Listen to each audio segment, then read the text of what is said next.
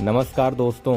भारत कई मौक़ों पर दुनिया को यह बता चुका है कि वो किसी के दबाव में नहीं आएगा। भारत डंके की चोट पर वही फैसला लेता है जो उसके हित में होता है। हाल ही में अमेरिका के साथ हुई डील को लेकर तरह तरह की चर्चाएं हो रही हैं। कहा जा रहा है कि भारत ने ट्रंप के मन मुताबिक डील की है। खासकर जिस तरह से डील के बाद ट्रंप ने दावा किया था कि भारत अमेरिका से ही तेल खरीदेगा, रूस से तेल खरीदना बंद कर देगा।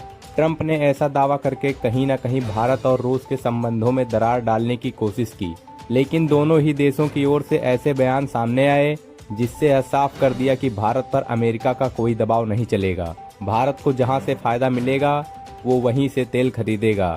इसी बीच अब भारत ने रूस को लेकर ऐसा फैसला लिया है जो ट्रंप की प्रेशर पॉलिटिक्स की हवा निकालने वाला है और साथ में ही पाकिस्तान को भी तगड़ा झटका लगेगा। दरअसल भारत रूस के साथ बहुत बड़ी डिफेंस डील करने जा रहा है। यह डील करीब 10,000 करोड़ रुपए की है।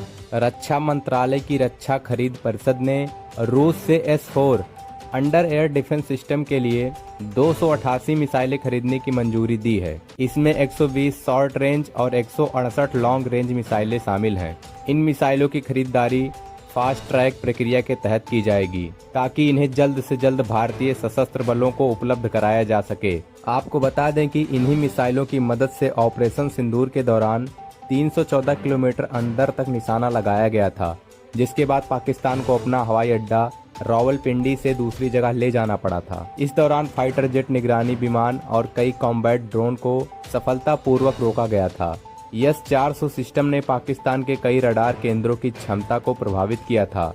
ऑपरेशन सिंदूर के दौरान S-400 डिफेंस सिस्टम से कई मिसाइलें दागी गई थी, जिससे कुछ मिसाइलों की कमी हो गई है। अब इसी कमी को पूरा करने के लिए अब नई मिसाइलें खरीदी जा रही हैं। तो वहीं रूस भारत को S-400 एयर डिफेंस सिस्टम के बचे हुए 2 स्क्वाड्रन इसी साल सौंप देगा।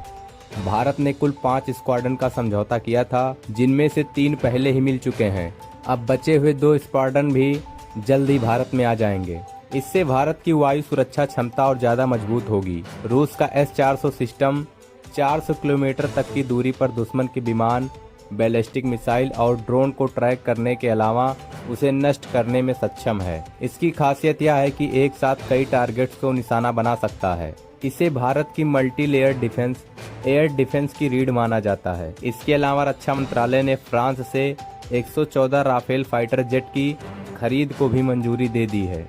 तो कुल मिलाजुलाकर भारत अपनी सैन्य ताकत को लगातार बढ़ा रहा है, जिससे दुश्मनों की नींद उड़ रही है। तो आपकी इस खबर पर क्या राय है, कमेंट बॉक्स में जरूर बताएं।